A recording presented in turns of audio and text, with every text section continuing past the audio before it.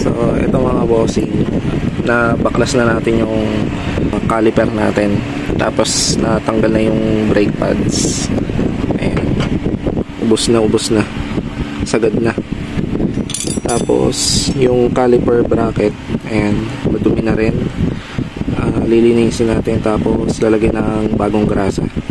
So ang gagamitin natin panlinis, tubig na may sabon lang. Yung ipapalit ko palang brake pad, ayan, yung ordinary lang, pang Honda Wave, yung pasok dito sa S26 na brake calipers natin ni RCB. Ayan, pang Honda Wave. Ordinary lang muna yung nabili ko kasi hindi pa ako nakabili ng Racing Boy na brake pads. So pansamantala. Ayan, so tara, linisin muna natin.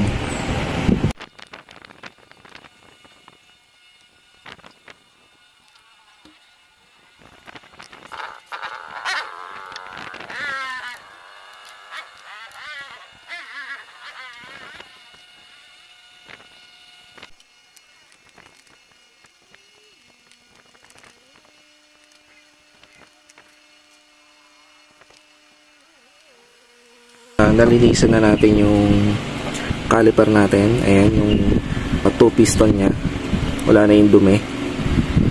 Lalagyan na lang natin to ng grasa. Ayan, yung mga parang rubber boots na yan. Tapos ito yung bracket caliper, malinis na rin. Yung pin, ayan, medyo nagmantsa na siya. Try na lang natin lihain. Tapos ikakabit na natin yung itong brake pads natin. Pero bago nyo ikabit to, itutulak natin itong 2 piston na yan. So bago nyo rin itulak yan, kailangan nakabukas yung brake master natin. Pakita ko sa inyo. So bago nyo itulak yan, dapat nakabukas yung brake master natin.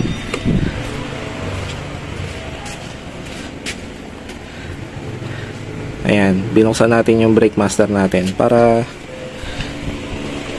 kapag tinulak natin yung piston dito, hindi mapupuwersa yung repair kit natin. Kasi kapag tinulak nyo yan nang hindi nyo binubuksan yung takip ng brake master, may tendency na masira agad yung mga repair kit ng brake master. Tapos yung mga seal natin dito sa piston, pwedeng dun tumagas yung brake fluid. Kaya ganyan ako lagi magpalit ng brake pads.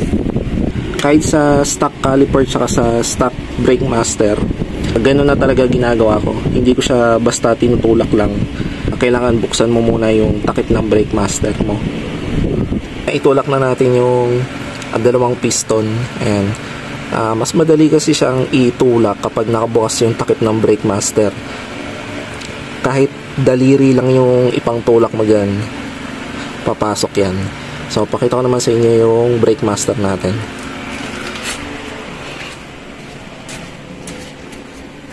Ayan. So kung makikita nyo, umangat na ulit yung level ng brake fluid natin. Dinamay na rin natin ng linis tong front brake natin para di naman sayang yung tubig tsaka yung sabon. So natapos na pala natin yung sa likuran. Natakpan na rin natin yung brake master natin sa kaliwa. So goods na yon. Tapos nalinis na rin natin yan, yung caliper natin, yung brake pads. Hindi pa naman tayo magpapalit, makapal pa naman siya, goods pa to.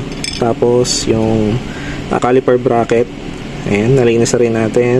Yung pin, ayan. Tapos lalagyan na lang natin ng grasa. Tapos ayan, salpak na lang tayo. Hindi na natin to itutulak. Hindi na natin to itutulak tong piston. Hindi pa naman tayo magpapalit ng brake pads. So tara, kabitan natin to. So yun mga bossing, natapos na natin yung brake maintenance natin. Ayan, so naikabitan natin yung sa harapan. At kung makikita nyo to, ayan, ganyang karumi yung natanggal nating dumi dito sa brake calipers natin, pati sa likuran. Ayan. Kaya mas maganda, kada magpapalit kayo ng brake pads, mas maganda kung lilinisin nyo na rin yung caliper nyo. Hanggang dito na lang mga bossing. Maraming salamat. Ride safe. Peace.